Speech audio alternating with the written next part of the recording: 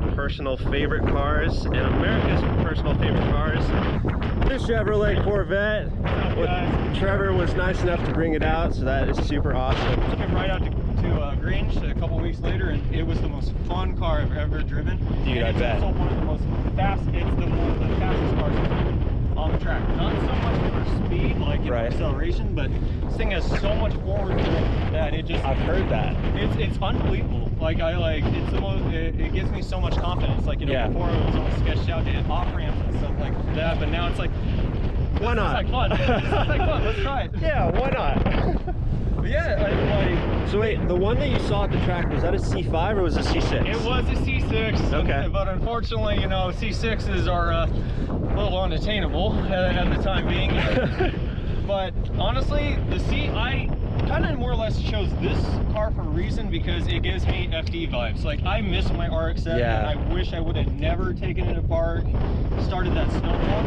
So, pop-up headlights. I mean, you can't go wrong with pop-up headlights. No, not at all. My first car was the 86 Supra, and it had the pop-up lights, and that's definitely the best part. Oh, that's awesome. I have a very soft spot for those things. I don't know why, they're awesome. Dude, I don't know, the pop just brings out like the inner child in me, Exactly, it's like this, like 80s, 90s vibe, that's where it's at, Yeah. If you can't play, what's it called again, retro wave or synth, whatever it is, then I don't want nothing to do with it. All those old initial D vibes. Oh, yeah. Dude, Eurobeat intensified.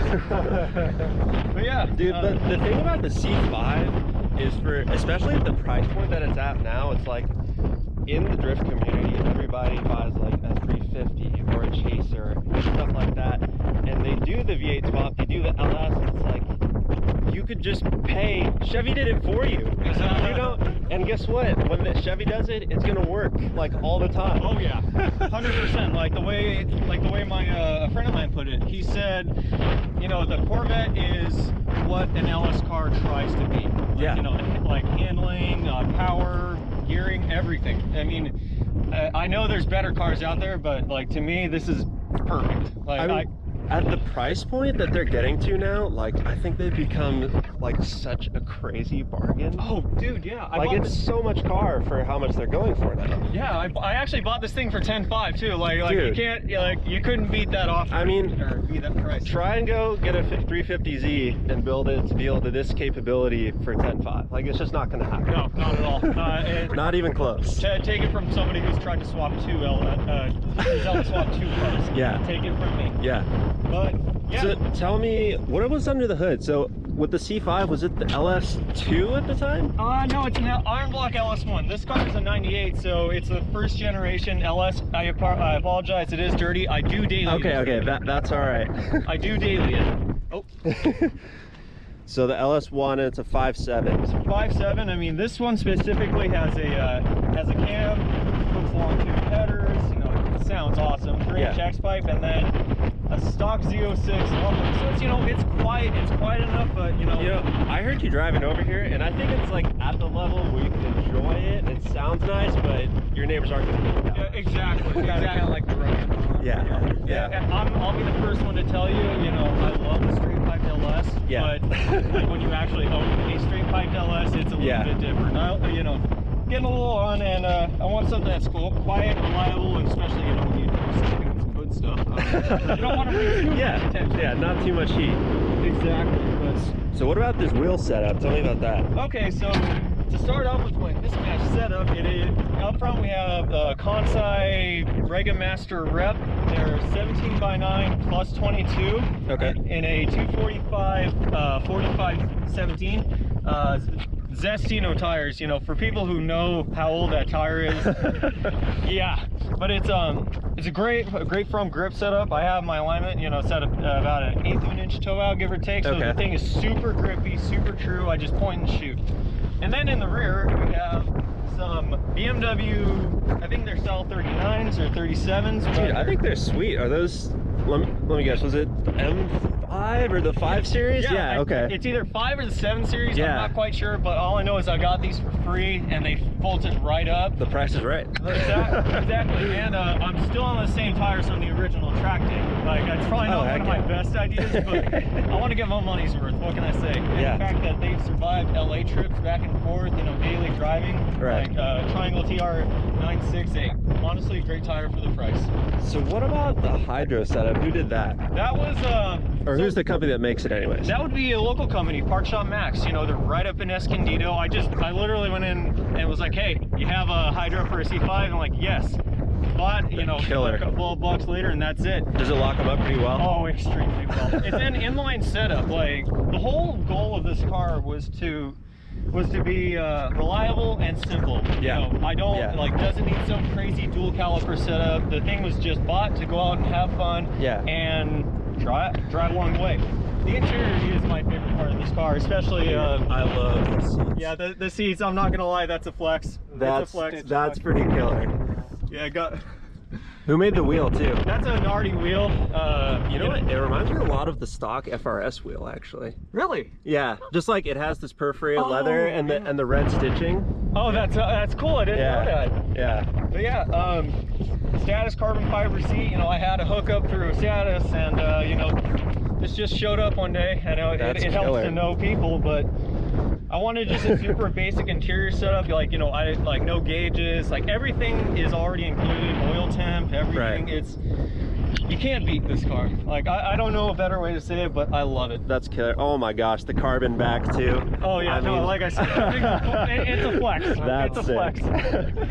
Yeah, I think the thing like this is like, if you follow, you know, drift culture, especially Japanese drift culture, for them it's like, get a car, go to the track. And then it's like, okay, we found a failure point or we found a weakness, let's address that and then go back to the track. Yeah, I feel like a lot of times here it's like, all right, let's get this car and swap it and dual caliper and wheels, and it's like you get 2 years down the line and then it's on Craigslist or OfferUp. Exactly. Versus like with this, you know, you did a couple mods and you're out there having fun. Like that's the whole thing about it. Oh yeah, like the idea, like, you know, anyone can overbuild a car, everyone can swipe a card, but honestly, like, it's just more fun just to go out and drive. Yeah. Like, you know, who cares? You don't need 600 horsepower to have fun. You know, you don't even need 400 horsepower to have fun. It helps though. Oh yeah, no, big time. Not deny that. But no, like, just go out and drive. Like, you know, you can always enjoy building a car, but you'll enjoy driving it 10 times more. Yeah. I mean, yeah, I think it's easy to lose, like, it's easy to lose sight of like why you're doing it, you know? It's like the point of building it is to like make the experience of driving it even better. Oh yeah. And people get caught up, I feel like, sometimes in that part of it, and then, like I said, they'll end up just selling it, and then yeah, like, what's the point? Exactly. And you know, like I said, I can attest to that personally. Like, you know, I spent 2 years not driving, and so like I was just swiping cards, turning wrenches and welding. Like, don't get me wrong, like, you know, I did some pretty badass fabrication. Like, I'll have to drop a link for that one, but I didn't progress as a driver. Like, you know, I was always that guy who, you know, hey, can I go borrow your car, and like, you know, I'll tell you out for free. And now I'm like, you know, I'm spending too much money and not having fun. Right. Like, you know, you don't need an Instagram breaking build. That's really just the best way I can put it. Yeah. But yeah, it's just fun, man. Like, you just got to enjoy car culture and driving, and you know, you'll progress as a driver and as a person. That's what it's about. So is this mostly just going to be like a street car and like the occasional track day? It is half and half. Like, you know, I want to be able to drive this thing to the store, go get groceries, go out to dinner, and you know, the next day wake up and hit the track. Like, right now I'm trying to see what kind of failure points on this car was. Like, the biggest point on this car, and the one thing that kind of, I wouldn't say deters people from buying it or driving the car, is the torque tube bearings. Like, mine went out bad, and if they're not addressed soon, it can be a catastrophic failure. Is it a big job? Oh yeah. Okay. No, you know, I've seen people do it on jack stands and jacks, but Not the way. No, not the way. Like, you know, the full, you know, because it's a the transmission's in the back. So Right. It's a trans axle. Right? Yeah, Right. more or less, you know, for simplicity. But yeah, they had to drop the entire undercarriage of the car, like subframe and all, like have it on the ground, press out bearings. Like, it was just not something I had any want to do. So, you know, one more swipe of the card and you know, it's fixed. Yeah, I mean, it makes sense that there's not a lot known about failure points as far as especially drifting. 'Cause think about when this car was new, the type of person that would buy it. You know, they're probably middle-aged, they're probably, you know, higher paid, and they probably just take it as a weekend car, you know? Oh yeah, 100%. But now it's getting to the price point where, you know, guys like you and me want to take them out and thrash them on the track, and you find new weaknesses when you do stuff like that. Exactly. And so far, you know, just the shitty angle kit and the really bad stock handbrake and the torque tube bearings, that's all I found. That's perfect. I mean, I'm sure I'll find stuff as I go, but to be honest, you know, like I said, I've driven this thing up to LA, and on the same like oil and tires and everything, I'm trying to stress test this thing, and I can't break it. That's perfect. And that's half the reason I just love this car, man. Like, dude, and the nice thing too is, for me, I'm a Z guy, and my life is rust. So for this being a lot of fiberglass, that I find that very appealing. Oh yeah, you know, I love catching people like with this joke. Hey, you want to roll my fenders? Yeah, I don't know how that's gonna work out. Oh yeah, it always trips people out. Yeah, this whole thing's fiberglass and plastic. You know, it's GM's Hot Wheels. Yeah, it's a giant Hot Wheel pretty much. Exactly. Yeah. But I mean, oh, and it's a Targa too. Oh. You know what? What? Yeah, it's that okay, that's a mandatory rule when I take this car out to the track. Targa top comes off. Gotta do it. Oh man, it's sensory overload, like, you know, between I'm sure. hearing the car behind you and, you know, hearing your like my own car, it's like, okay, I can get used to this. Yeah, and the smoke coming up, and yeah, the whole thing. It is a treat, and you know, it's something, you know, you gotta experience. Like, you gotta at least try this car. Like, you gotta at least try a Corvette. If you don't like it, cool.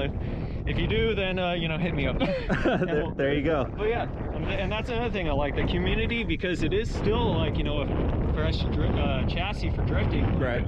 Like, you know, everyone wants to help each other. Like, you know, it's not like the 240 community or the Z community. Man, I'm probably gonna get flamed for that one. But you know, like, everyone wants to help like progress, you know, the car and the driver. So you know, like, you can ask questions and people are willing to help, and the same thing with me. Well, and like you said, with your partnerships, it's like when you have something new like this, there's a lot of smaller companies, especially in the drift community, that are like, yeah, like let's work together, let's build something and help other people that are trying to go out and do the same thing that you're doing. So it's I don't know, man, it's just fun. It is just that. It's just fun, and that's the whole goal of driving. Just have fun. Well, I think there's probably no better way to end it than that. So my advice to you, go drive a Corvette, and C5 is life. do it. And thank you everybody for watching. That's gonna be a wrap.